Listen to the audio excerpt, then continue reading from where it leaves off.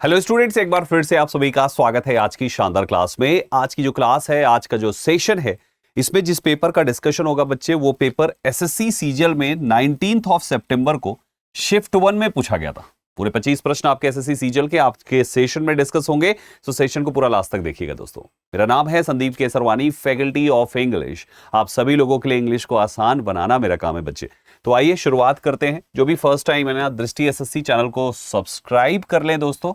मेरी यहां पर एक लाइव क्लास भी होती है जिसको आप 11:30 बजे अटेंड कर सकते हैं। 11:30 AM अगर आप लाइव जुड़ते हैं तो इंग्लिश के हर एक टॉपिक जो भी इंग्लिश के हैं बच्चे, वो आपका बेहतर हो जाएगा। तो जरूर 11:30 बजे लाइव अटेंड करें।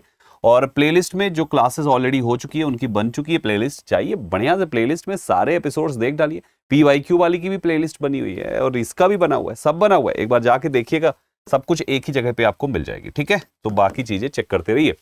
आइए शुरुआत करते हैं। ये वाले पेपर में पहला क्वेश्चन ही पैराजंबल दे दिया था। मुझे पता है बच्चे जैसे ही देखे होंगे ना, बुखार आ गया होगा। पहला क्वेश्चन पैराजंबल, ओहो बुखार आ गया। खैर, ऐसे जब भी आपके साथ अगर होता है तो पैराजंबल, अगर आप 100% कॉन्फिडेंट है कि बस एक 20 सेकंड में हो जाएगा, 30 सेकंड में कर सकते हो तो देखिएगा, अदरवाइज सबसे लास्ट में करिएगा इस क्वेश्चन को। ठीक है, बट हम तो यहां पे पहले ही करेंगे। चलो शुरू करते हैं। यहां से शुरू होता है। However, their population is declining nowadays due to noise pollution. हालांकि उनकी पॉपुलेशन घट रही है आजकल नॉइस पोल्यूशन की वजह से। हमें नहीं पता अभी ये देयर किसके लिए है। हालांकि देयर, हालांकि शब्द का इसका however का भी यूज किया उसने। तो यहां पर पॉपुलेशन की घटने की बात हो रही है। इधर जिसके लिए ये देयर शब्द है, उसके कुछ अच्छे अच्छे की बात होगी। आगे आइए। It is one of the most common birds, यानी ये मोस्ट कॉमन बर्ड्स है along with the other 2 species, जिनका नाम है European starling and the rock pigeon. ये 2 और स्पीसीज है, लेकिन अभी भी नहीं समझ में आया कि ये इट किसके लिए यूज किया जा रहा है, कौन सी बर्ड के लिए। Their constant presence outside our homes make it easy to overlook them. अभी भी नहीं पता यहां पर कि ये देयर किन के लिए है। हाउस स्पैरोज के लिए है। तो इतना कंफर्म हो गया कि डी आपका फर्स्ट पार्ट होना चाहिए। ये कट गया, इन 3 में डी है। House sparrows can be found in most places. जो हाउस स्पैरोज है, जो घर में पाई जाने वाली छोटी छोटी गौरैया है, इतनी बड़ी सी जो होती बर्ड, विद क्या कह रहे हैं, house sparrows can be found in most places with and without houses. कुछ घर में और कुछ घर के बिना, मतलब कहीं भी पाई जाती हैं, कहीं भी किसी भी स्ट्रक्चर में इस तरीके की बर्ड पाई जाती हैं। और इसी के लिए वो कहना चाह रहा है कि it is one of the most common birds हैं along with the other 2 species, जिसमें इनका नाम दिया हुआ है। और जो अब इसको मिलाकर टोटल 3 टाइप की बर्ड हो गई, एक ये हो गई, एक ये हो गई और एक आपकी स्पैरोज हो गई। तो इनके लिए कह रहा है कि उनकी कांस्टेंट जो प्रेजेंस है outside our homes makes it easy to overlook them, है ना, काफी आसान बनाती है उनको ओवरलुक करना। और लास्ट में इन तीनों में आप उनकी प्रेजेंस की बात कर रहे हो, और ऑप्शन नंबर ए में आप कह रहे हो कि उनकी पॉपुलेशन डिक्लाइन हो रही है। कॉन्ट्राडिक्ट किया, ए आपका लास्ट में जाएगा और सी आपका यहां पे आएगा। DBCA आपका आंसर है। कौन सा बनेगा? DBCA, option number B. Let's have next question बच्चे। Identify the sentence that has no spelling error. आपको इसमें बताना है जिसमें कोई स्पेलिंग एरर नहीं है, वो वाला सेंटेंस आपको खोज के देना है। चलिए एक एक करके हम खोजते हैं किसमें स्पेलिंग की कोई एरर नहीं है दोस्तों। She tried to maneuver her trolley around people, पहला ऑप्शन हो गया। दूसरा, the computer's software detected an anomaly caused by a virus। तीसरा, what advice did he give to young entrepreneurs? चौथा, a clergyman need the liturgy from the prayer book। बच्चे liturgy की spelling गलत है, एंटरप्रेन्योर की स्पेलिंग गलत है, anomaly गलत है, ये सारे सही है। करेक्ट आंसर ऑप्शन ए है।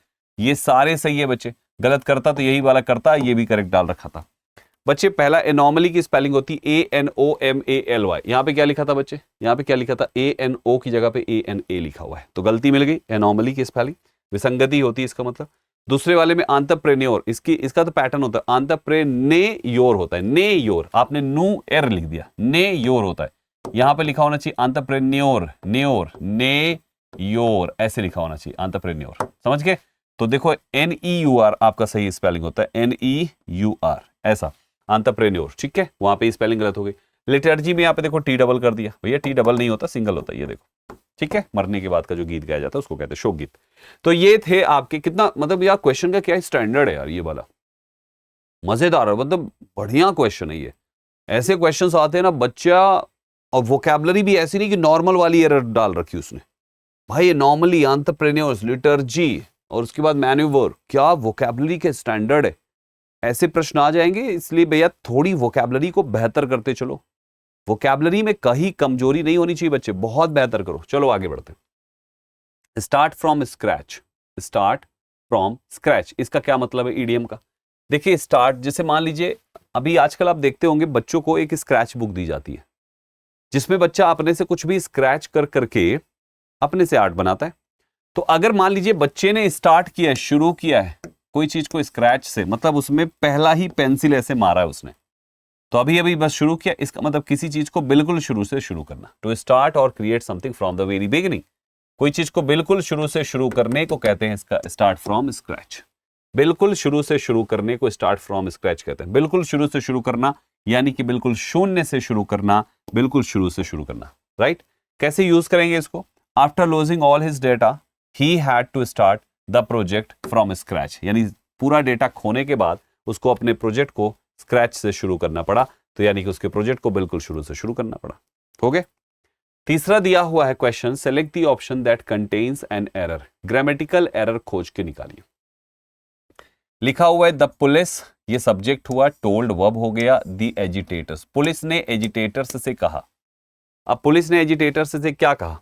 पुलिस ने एजिटेटर्स से कहा, क्या कहा देखिए, to back in else they would lathi charge, यानी पुलिस ने उन एजिटेटर्स से कहा, एजिटेटर्स वो लोग हैं जो उपद्रव मचाए पड़े, तो उन उपद्रवियों से कहा कि बेटा पीछे जाओ, नहीं तो हम लाठी चार्ज कर देंगे, मारेंगे डंडा, टंगिया टूट जाएगी।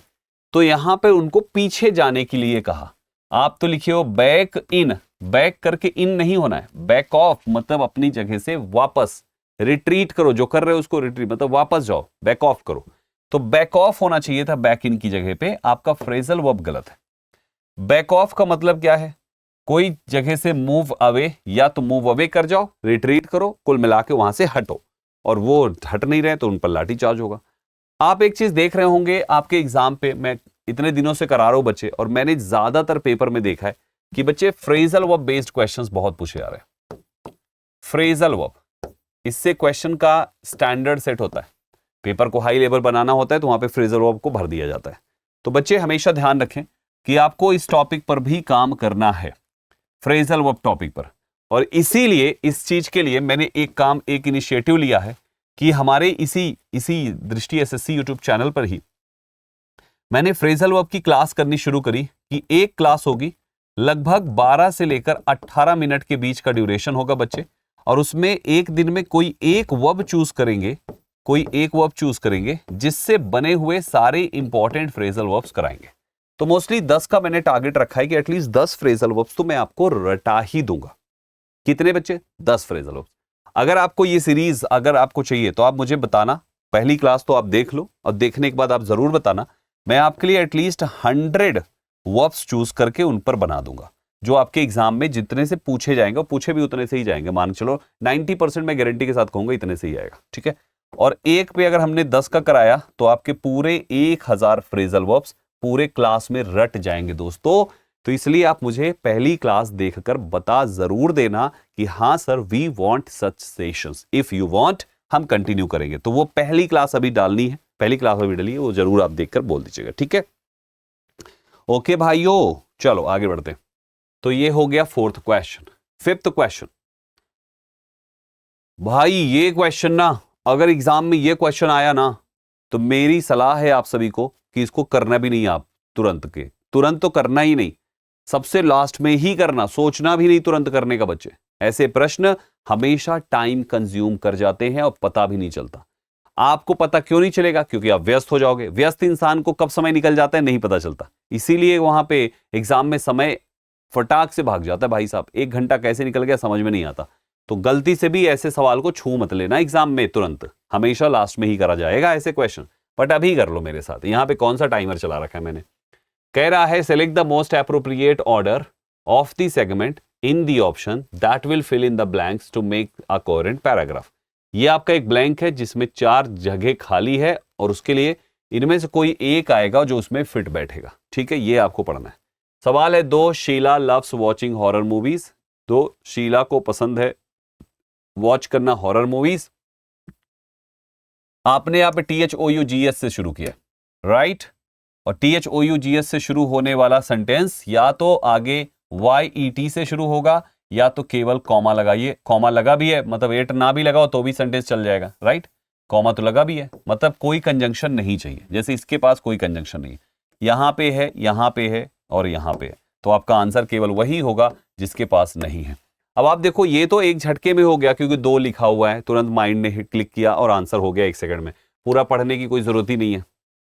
बट एग्जाम में ऐसा यही वाला थोड़ी हर बार आ जाएगा, एग्जाम में हो सकता है कुछ अलग आ जाए, दिमाग हिट ही ना कर पाए, आपको पढ़कर ही आंसर करना पड़े, और ऐसे केस जब भी बनेगा तो बच्चे थोड़ा सा छोड़ देना, उस समय लास्ट में करेंगे, ठीक है ना। ऐसे केस में हमेशा मतलब भाई समझदारी से खेलना होता है एग्जाम में, ऐसे नहीं सारे हर योद्धा से नहीं लड़ा जाता भाई, कुछ को ऐसे इग्नोर मारा जाता है साइड से जाके, तो ये इग्नोर मारने वाला है, इग्नोर मारो, लास्ट में टाइम बचेगा तो लड़ा लेंगे, नहीं तो छोड़ देंगे, ये अकेला खा जाएगा पूरा समय, ठीक है। अब बच्चों को उस समय पता ही क्या, ये दिमाग तुरंत क्लिक ही नहीं करता, अभी भाई वो तो मैं करा रहा हूं तो मैंने कर दिया। अब एक स्टूडेंट के लिए ये चीज तुरंत क्लिक करना उतना आसान नहीं होगा बच्चे, इसलिए इसको हमेशा लास्ट में करिएगा, ये मेरी अपनी आप बच्चों को सजेशन है जिसको आपको आई थिंक फॉलो करना ही चाहिए। मैं छोड़ने के लिए नहीं कह रहा, करना है बट लास्ट में करना है, ठीक है। चलो आगे बढ़ते हैं। नेक्स्ट क्वेश्चन है, select the most appropriate option to substitute the underlined segment in the given sentence. Transnational linkage, for example, severe the nation states integrity and corrupt state society relations। आपको अंडरलाइंड सेगमेंट के लिए इसको substitute खोजना है। Wow, cohesion and erode, divergence and relativity, severance and revolution and controversy, diminution. बच्चे vocabulary के standard तो देखो, ये क्वेश्चन भी पूरा वोकैबुलरी खेल रहा है भाई साहब, आपका केवल वोकैबुलरी खेल रहा है। वो कह रहा है इसकी जगह पे कौन सा लगा सकते हैं, integrity and corruption, integrity and corruption, corruption negative हो गया, इंटीग्रिटी आपको पॉजिटिव हो गया। देखो देखो देखो देखो, जैसे ये डिमिन्यूएशन आपका नेगेटिव है लेकिन कंट्रोवर्सी ये भी नेगेटिव कर दिया जबकि पहला पॉजिटिव करना है। रिवोल्यूशन में क्या ही नेगेटिव नहीं, रिलेटिविटी में क्या है, ये इरोड, इरोड मतलब होता है कोई चीज का क्षय होना, नाश होना, तो एक नेगेटिव हो गया। एंड कोहेशन आपका पहला करेक्ट आंसर आपके फर्स्ट पे जाएगा बच्चे, सारा वोकैबुलरी का खेल है। मैंने आपको 8 के 8 वर्ड्स की वर्ड मीनिंग लिख दी है, आपको दिक्कत नहीं, 8 के 8 वर्ड्स लिखे हुए हैं, सबकी मीनिंग पढ़ लीजिए। जवाब है आपका ऑप्शन नंबर ए। इसका भी मतलब लिखा है, पहले का मीनिंग क्या है, पहले का कोहेशन का मतलब होता है यूनिटी या तो टुगेदरनेस, साथ साथ होना, और इरोड का मतलब होता है बच्चे करप्ट, सिमिलर में आ जाता है, करप्ट के सिमिलर में आ जाता है, ठीक है। तो बाकी ऑप्शंस ही आपके लिखे हुए हैं, इसको भी देख डालिएगा। समझ में आ रहा है भाइयों अच्छे से, यहां तक क्लियर हुआ सभी को? चलो आगे बढ़ते हैं। एक्टिवाइज पैसिवाइज का क्वेश्चन है बच्चे, एक्टिवाइज पैसिवाइज तो बड़ा आसान हो जाता है। जैसे यहां पे देखो लिखा हुआ है हैड फिनिश्ड, इसका जब पैसिवाइज बनाओगे आप तो ये हैड को बी की फॉर्म दे दीजिए पहले, और फिर आप वहां पे थर्ड फॉर्म लगा दीजिए फिनिश्ड, जो ऑलरेडी थर्ड फॉर्म है, तो आपको हैड बीन फिनिश्ड चाहिए, है ना। जैसे यहाँ पे इज लगाया, यहाँ पे देखो हैड बीन फिनिश्ड है, यहाँ पे हैज लगा दिया, यहाँ पे वॉज लगा दिया, तो जिसमें हैड बीन फिनिश्ड नहीं है वो आंसर 1 सेकंड में कट जाएगा बच्चे, और आपका करेक्ट आंसर मिल गया ऑप्शन नंबर सी। ये तरीका मेरा कभी फ्लॉप नहीं जाता बच्चे, और यही तरीका आपको सीखना है। आप 100 प्रश्न अगर एक्टिव पैसिव वाइज के हो ना बच्चे, 100 प्रश्न की बात कर रहा हूं, 100 प्रश्न, तो मैक्सिमम कोई भी बच्चा 100 प्रश्न 5 मिनट में कर लेगा, मात्र 5 मिनट के अंदर पूरे 100 प्रश्न, केवल ये तरीका। तो एक बार मेरे साथ वाइज का फाउंडेशन खत्म कर लो, और फिर कोई भी प्रश्न देश भर का कोई भी प्रश्न उठा के कर लो, 100 प्रश्न उठाओ, मैक्सिमम 5 मिनट, उससे कम होगा लेकिन 1 सेकंड भी ज्यादा नहीं होगा बच्चे। गार्निश मीन्स होता है कोई चीज को सजाना, और आपको सजाने के लिए सिमिलर वर्ड चाहिए। मैंने इसको सिखाया था कि भैया गार्निश को गणेश याद रखिए, कि गणेश चतुर्थी जब होता है तो हम गणेश जी की प्रतिमा लाते हैं और उस प्रतिमा को क्या करते हैं, उस प्रतिमा को हम गार्निश करते हैं। तो गार्निश का मतलब हो गया गणेश जी की प्रतिमा को गार्निश करना, अर्थात गणेश जी की प्रतिमा को सजाने के लिए एक शब्द दिया हुआ है, दैट इज डेकोरेट। कहते हैं ना घर काफी अच्छा डेकोरेट किया है आपने, तो डेकोरेट मतलब हो गया सजाना, to make something look better. Example देखो, they decorated the hall with flowers. Garnish का मतलब भी सजाना हो गया, सजाना। टू डेकोरेट फूड या ड्रिंक अट्रैक्टिवली, खाने की कोई चीज को सजाने को गार्निश कहते हैं। She used mint leaves to garnish the dish. बाकी ड्विंडल मीन्स होता है कोई चीज का घटना। टू ग्रेजुअली बिकम लेस और स्मॉलर, कोई चीज का घटना छोटा होना, दैट इज ड्विंडल, छीड़ो होना। जैसे his savings began to dwindle after he lost his job. दूसरा लिखा हुआ है बच्चे, ब्लेमिश मीन्स होता है कलंक, जिसको कहते हैं कलंक, दाग, दोष। जैसे एक स्मॉल मार्क और फ्लॉ दैट स्पॉइल्स अपीयरेंस, दाग कहते हैं बच्चे, वही है ब्लेमिश। जैसे कि ये कुछ एग्जांपल है इस वर्ड पे। और टार्निश का मतलब होता है कोई चीज को कलंकित करना, है ना, टू लूज शाइन और रेप्यूटेशन, तो उसने टार्निश कर दिया, कलंकित हो गया, पूरा का पूरा रेप्यूटेशन खत्म हो गया। The silver began to tarnish after being exposed to air. ये आपके सामने हो गए सारे एग्जाम्पल्स, हर वर्ड पर Hindi meaning, English meaning, example के साथ। 5 वर्ड्स, पांचों पढ़िए, एक सेंटेंस, एक एग्जाम, एक क्वेश्चन, बट 5 बना के आपको सिखा दिया। आगे बढ़ो। डिटरमाइंड वर्ड का आपको सिमिलर चाहिए। आपके ऑप्शंस हैं, हेजिटेंट बिल्कुल नहीं होगा, हेजिटेंट तो इसके अपोजिट में जा सकता है, क्योंकि बच्चे डिटरमाइंड मीन्स होता है किसी भी काम को लेकर बहुत ही ज्यादा संकल्पित होना, बहुत ही दृढ़ संकल्पित होना। एकदम से ठान लिया तो ठान लिया, फिर भाई साहब पलटेंगे नहीं, तो बंदा डिटरमाइंड है करने के लिए। और आपको सिमिलर चाहिए तो हेजिटेंट बाहर हो जाएगा। लोथ हेट होता है, रेजोल्यूट फॉल्टरिंग लड़खड़ाना होता है, रेजोल्यूट। आपका रेजोल्यूट का मतलब है फॉर्म एंड अनवेवरिंग, एकदम बात पे अडिग हो जाना, कुछ भी हो जाए चेंज नहीं करेंगे। He was resolute in his mission. दूसरा देखिए, डिटरमाइंड का मतलब भी दृढ़ निश्चयी होना, हैविंग ए स्ट्रॉन्ग डिसीजन और फॉर्मनेस। जैसे she is determined to win the race. तो देखो इस तरीके से आप इन वर्ड्स को सेंटेंसेस में यूज करेंगे, वो बहुत जरूरी है। बच्चे सेंटेंसेस में ही यूज करना नहीं सीखते, यही उनकी गलती है वोकैबुलरी पुअर होने की। हेजिटेंट जो हिचकिचाने वाला होता है, अनश्योर होता है और स्लो होता है टू एक्ट करने में। He was hesitant to speak in public. अच्छा, लोथ का मतलब है हेट करना, घृणा करना, स्ट्रांगली डिसलाइक, हेट करना। आई लोथ चीटिंग इन एग्जाम्स। और फॉल्टरिंग मीन्स होता है बच्चे लड़खड़ाना, डगमगाना। लूजिंग स्ट्रेंथ और कॉन्फिडेंस उसे कहते हैं। His faltering voice showed his fear. उसकी लड़खड़ाती हुई, खड़खड़ाती हुई, डगमगाती हुई आवाज ने उसका डर दिखाया। तो बच्चे ये आपके बढ़िया बढ़िया वर्ड्स हैं, hesitant, loath and faltering. His house is smaller than यो नहीं होना चाहिए, गलत है। बच्चे आपको एक रूल सिखाया है कि जब भी आप कंपेयर करोगे चीजों को, तो कंपैरिजन के टाइम में हमेशा ध्यान रखें आपका केस सेम होना चाहिए।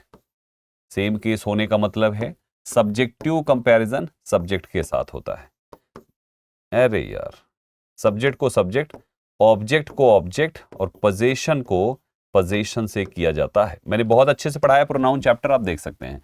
तो यहां पे देखिए, हिज हाउस यानी घर पर किसी का पोजीशन है, तो यहां पे उसका घर छोटा है तुम्हारे हाउस से। आप यहां पे कहना चाह रहे हो योर हाउस। अब हाउस आप इसको दोबारा नहीं लिख सकते, इसलिए your plus ours is equal to yours करना पड़ेगा। तो आपका आंसर होना चाहिए yours, correct answer. Option number B आपका सही जवाब हो जाएगा। नेक्स्ट क्वेश्चन, आपको एंटोनिम बताना है कैप्रिशियस का। मनमौजी होता है बच्चे, कैप्रिशियस होता है मनमौजी। जैसे share market prices have remained dash for weeks, तो आपको कैप्रिशियस का अपोजिट चाहिए वहां पे। देखो, मनमौजी वो है जो चेंज होता रहता है ना। कहते हैं यार ये आदमी मनमौजी है, कभी वहां जाता है, कभी वहां जाता है, कभी इधर जाता है, कभी उधर जाता है, ऐसा कुछ करके। तो इसका मतलब जो एक जगह पे स्थिर नहीं है। ये है चंचल, ये है चेंज होने वाला, ये है शरारती, ये है स्थिर। आपको चाहिए था क्या? स्थिर, यही आपका जवाब। स्टेबल मीन्स होता है स्टीडी एंड अनचेंजिंग, जो एक ही जगह पर स्थिर है बच्चे, चेंज ही नहीं होगा, उसे स्टेबल कहेंगे। She has a stable job and routine, example हुआ। कैप्रिशियस का मतलब बता दिया मैंने, अनप्रेडिक्टेबल और चेंजेबल, जिसको अस्थिर कहते हैं। मनमौजी कहते हैं बच्चे, जो अस्थिर है, मनमौजी है, बदलता रहता है, ठीक है। Her capricious mood made planning difficult, planning को डिफिकल्ट बना दिया। अब देखो, फिकल मीन्स होता है बच्चे चंचल, और चंचल चीजें हमेशा क्या होती है, बदलती रहती है। कहते हैं ना बच्चा बड़ा चंचल है, यानी एक जगह पे नहीं बैठ रहा। Changing often without reason, he is too fickle to rely on, वो इतना ज्यादा फिकल है कि उस पर भरोसा नहीं किया जा सकता। TOO के साथ TO है बच्चे, नेगेटिव आगे आगे का अर्थ निकलेगा, यानी कभी कुछ सोचता है, कभी कुछ सोचता है, कभी कुछ कहता है, कभी कुछ कहता है, तो इसलिए उस पर भरोसा नहीं किया जा सकता। वॉलेटाइल, ये भी चंचल है, अस्थिर है बच्चे। Likely to change suddenly, his volatile temper scared everyone, उसका जो टेम्पर है ना बहुत ही वॉलेटाइल है, बदलता रहता है, कभी भी उखड़ जाता है। एंड मिस्चीवस, मिस्चीवस है ये, मिस्चीवस मीन्स होता है प्लेफुल इन अ नॉटी वे, शरारती को कहते हैं बच्चे। His mischievous child hid the teacher's pen, teacher के पेन को द मिस्चीवस चाइल्ड ने जया छिपा दी। तो मिस्चीवस की बच्चे बहुत बार स्पेलिंग पूछ लिया है, स्पेलिंग टेस्ट में ये पूछेगा, स्पेलिंग रट लीजिएगा, MISCHIEVOUS। बच्चे यहाँ पे मिस्चीवियस लिख के चले जाते हैं, तो ये VI नहीं है, V के डायरेक्ट बाद OUS है। वॉलेटाइल अच्छा वर्ड है, फिकल अच्छा वर्ड है, कैप्रिशियस बहुत बार पूछा गया है, स्टेबल भी अच्छा वर्ड है। आगे बढ़िए। एक्टिव वाइज पैसिव वाइज का प्रश्न है, आप थोड़ा ध्यान से देखिए तो आपकी जो वर्ब है वो इज बीइंग थर्ड फॉर्म, यानी ये पहले से ही पैसिव है। जब इसको एक्टिव बनाएंगे तो बी की फॉर्म हट जाएगी, हेल्पिंग वर्ब तो वही रहेगी, बी की फॉर्म जो है जिस फॉर्म की, उस फॉर्म की मेन वर्ब हो जाएगी। बी की फॉर्म ING है तो वहां पे ING फॉर्म की मेन वर्ब लगेगी, तो कलेक्टेड हो जाएगा कलेक्टिंग, और वर्ब आपकी इज रहेगी। इज कलेक्टिंग चाहिए, ना तो इसमें है, ना तो इसमें है, ना तो इसमें। ये तीनों ऑप्शंस कैंसिल हो जाते हैं और जवाब आपका ऑप्शन ए है। आई बात समझ में? ये पैसिव से एक्टिव वाइज था बच्चे, जैसे एक्टिव से पैसिव वाइज सीखते हैं वैसे ही पैसिव से एक्टिव वाइज भी सीख जाएंगे, तो ये पैसिव से एक्टिव वाइज था। आगे बढ़ते हैं।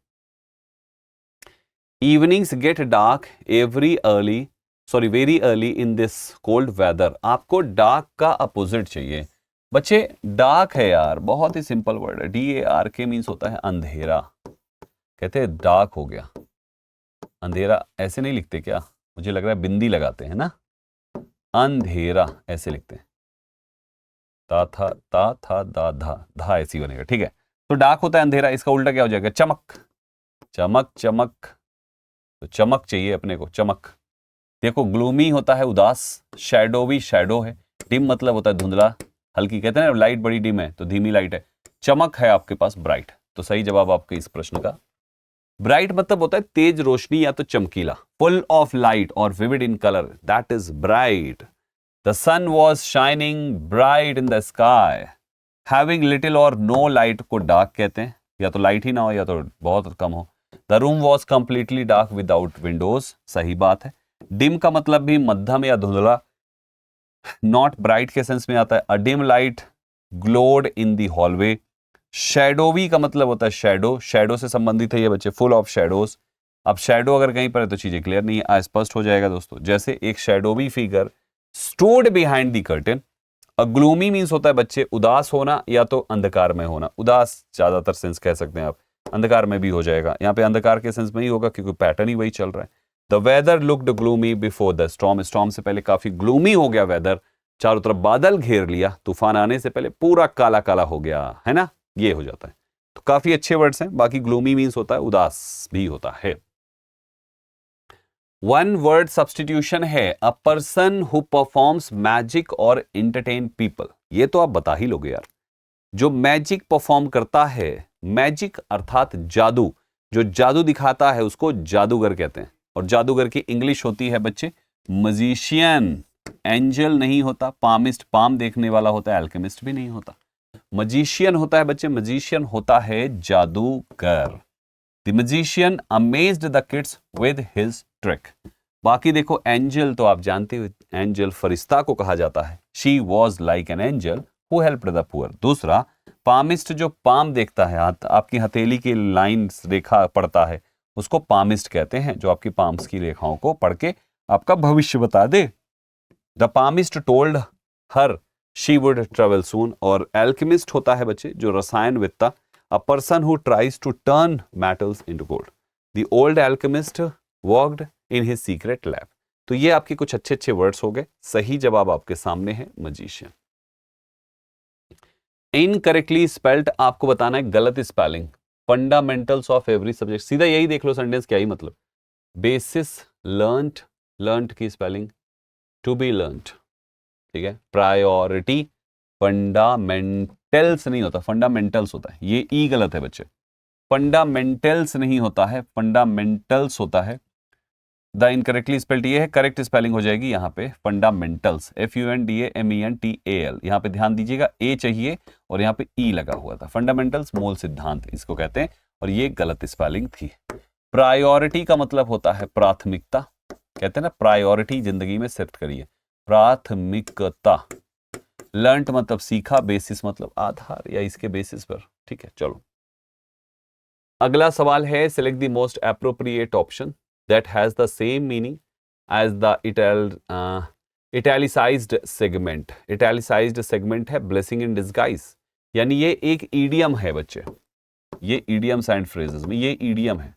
blessing in disguise का मतलब है, blessing का मतलब होता है बच्चे वरदान, और disguise का मतलब होता है छिपा हुआ, hidden। तो छिपा हुआ वरदान यानी ऐसा वरदान, अच्छा छिपा हुआ वरदान का मतलब क्या है कि होगा तुम्हारे लिए अच्छा, लेकिन उसके पीछे की अच्छाई तुम्हें दिखेगी नहीं, तुम्हें दिखेगा बुरा। जैसे पिताजी अगर बचपन में डांटते थे तो ऐसा लगता था यार क्या ये खड़ूस बाप मिल गया अपने को, हैं ये खड़ूस बाप मिल गया, मार दिया खड़ूस बाप मिल गया। लेकिन पिता का वो मार या डांट आपके अच्छे के लिए ही था आपके, तो वो डांट आपके लिए एक प्रकार की ब्लेसिंग इन डिस्गाइज ही तो हुआ। उनके मार के पीछे का जो इंटेंशन था वो intention was a blessing, but that intention was disguise, छिपा हुआ था। आपके चार ऑप्शन है, an apparent misfortune that eventually has a good result, यही होगा।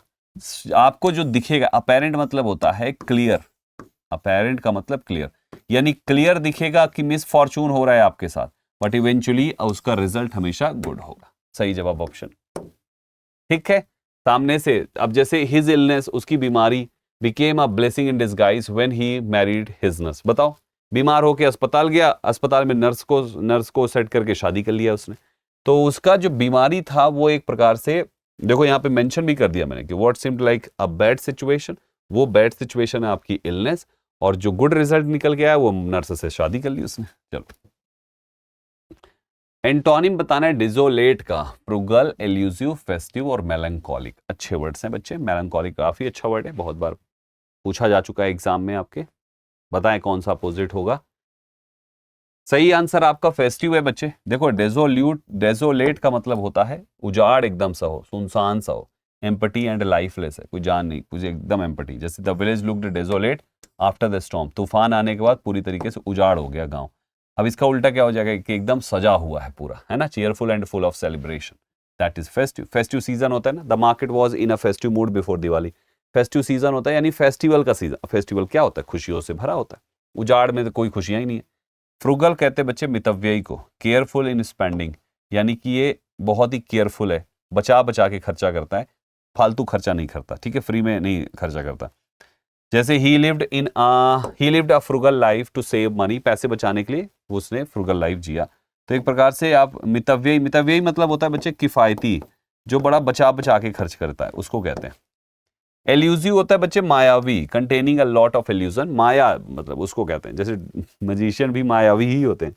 His elusive speech hinted at the past events. और तीसरा मेलंकोलिक होता है उदास, सैड को मेलंकोलिक कहते हैं। Her melancholic song moved everyone in tears, हर किसी को रुला दिया।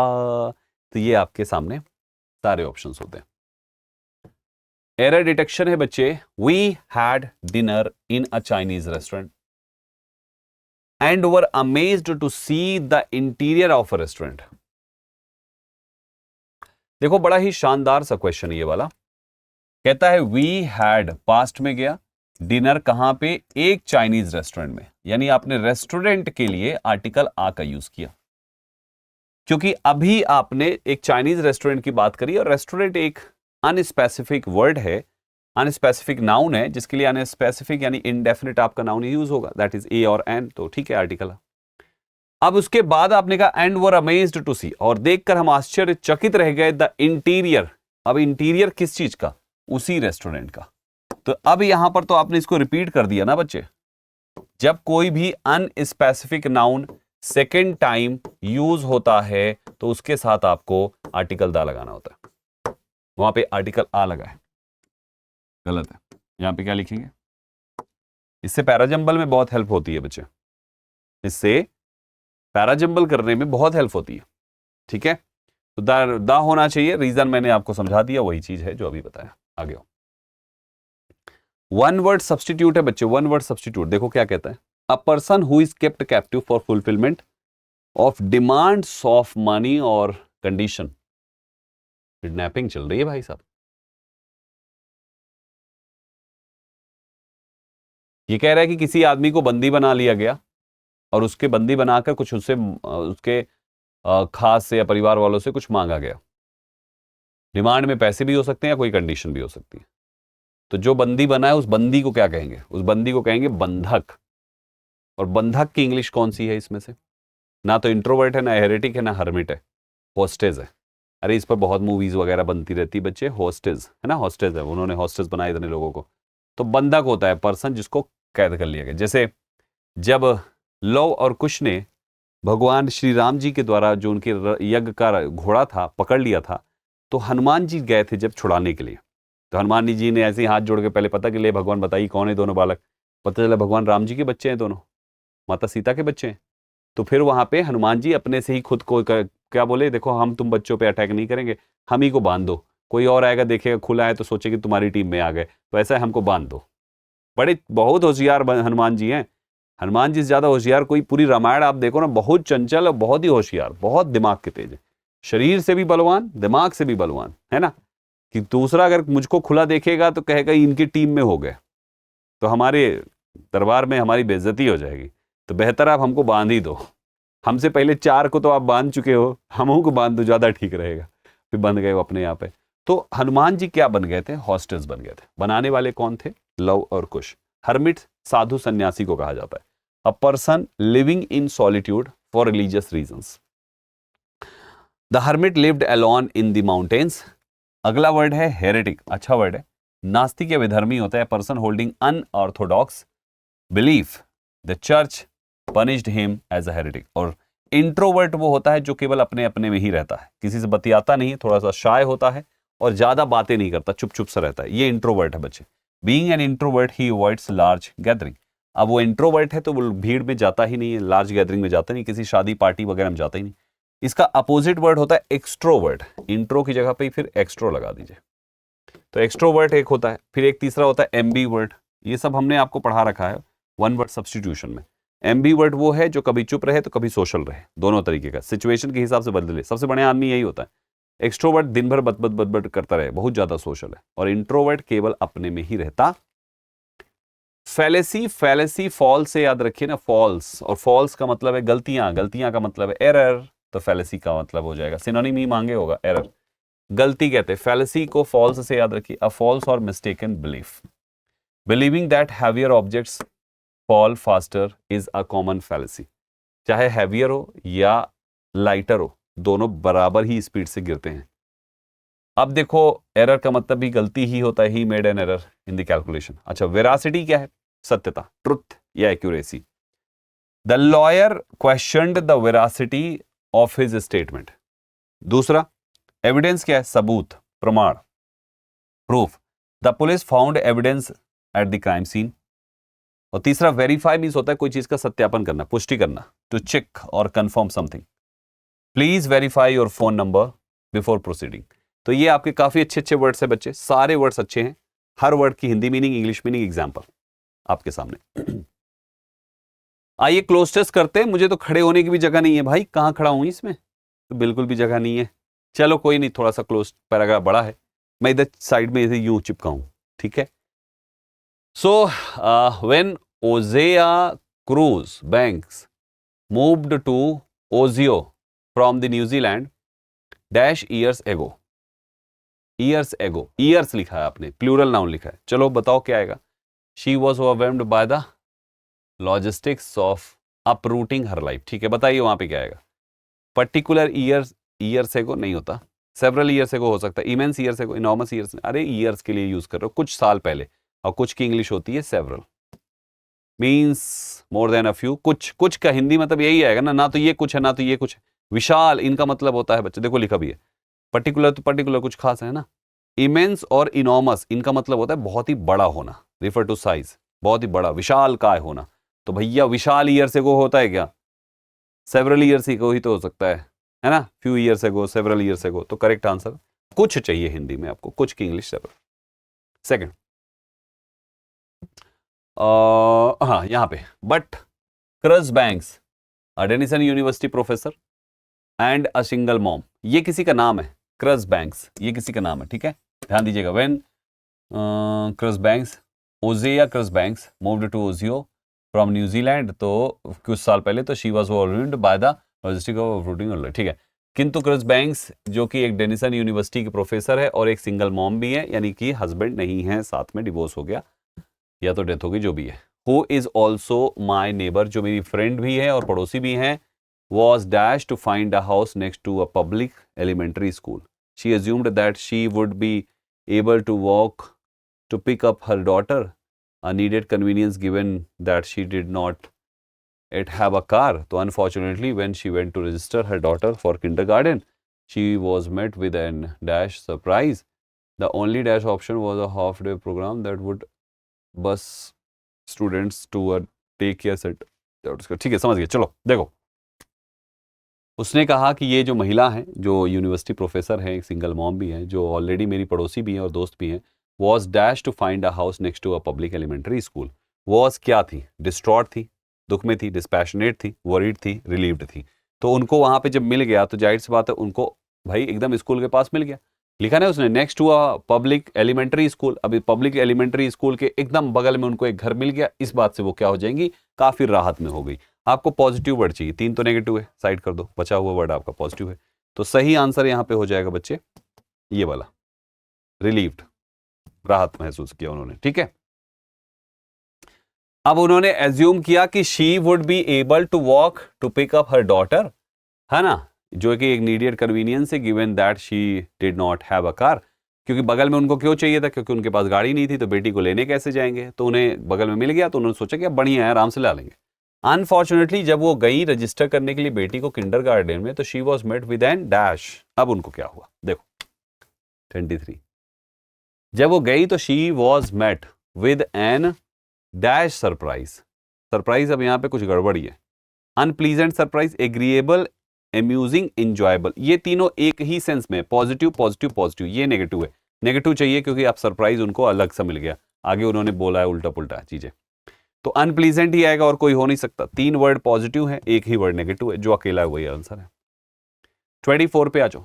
The only dash option, the only dash option was a half day program that would bus students to a day care center on the outskirts of the town.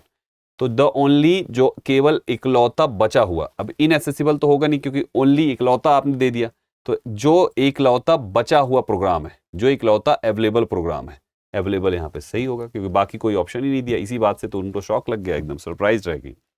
इनएसेसिबल जो assess नहीं कर सकते, futile होता है बच्चे, जो निष्फल है, यूजलेस है, नॉन वायबल। आगे आ जाइए बच्चे, इसके बाद आते हैं, ठीक है, तो ये हो गया। अब लास्ट आ जाओ, ये वाला। But those had all been claimed in a lottery earlier, that lottery में सब निकल गए, that spring and came with a tuition cost. I was like, cost me, मुझे देना पड़ेगा क्या? Public school cost money here, public school यहाँ पैसे लेता है। She told me many parents across the United States like cross banks may assume that free, उन्हें लगा कि ये सब कुछ फ्री में है।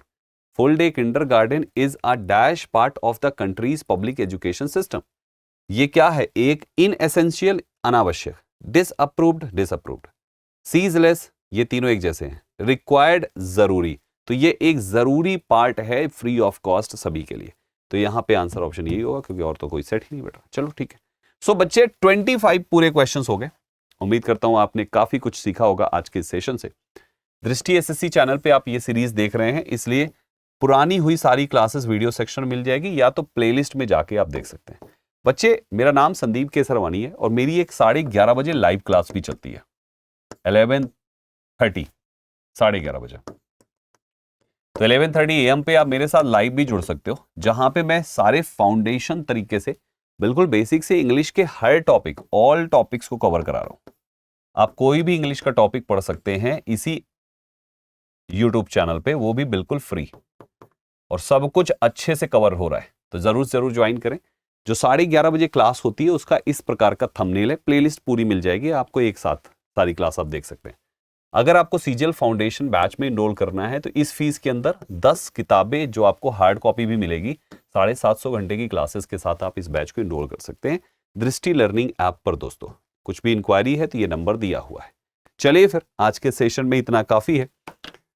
मिलते हैं आप सभी से अगले एपिसोड में एक नया पेपर सेट लेकर। शिफ्ट 1 था, शिफ्ट 2 लेकर दोस्तों, ठीक है। तब तक जितना कराया है इसको प्रॉपर तरीके से रिवाइज करें और पीडीएफ अपने पास जरूर रखें। आपके लिए जरूरी है बच्चे दोबारा रिवीजन करने के लिए, तो पीडीएफ आपके पास होनी ही चाहिए। बिना पीडीएफ के काम नहीं बनेगा। इतना डिटेल्ड एक्सप्लेनेशन मैं आपके लिए पीडीएफ में डाल रहा हूं ताकि आपके पास पीडीएफ हो। तो बच्चे ध्यान रखें, पीडीएफ तुरंत क्लास एंड हो और तुरंत आप जाइए और पीडीएफ सेव कर लीजिए अपनी, ठीक है। मिलते हैं आप सभी से अगली क्लास में, तब तक के लिए अपना ख्याल रखें। Thank you very much. जय हिंद साथियों।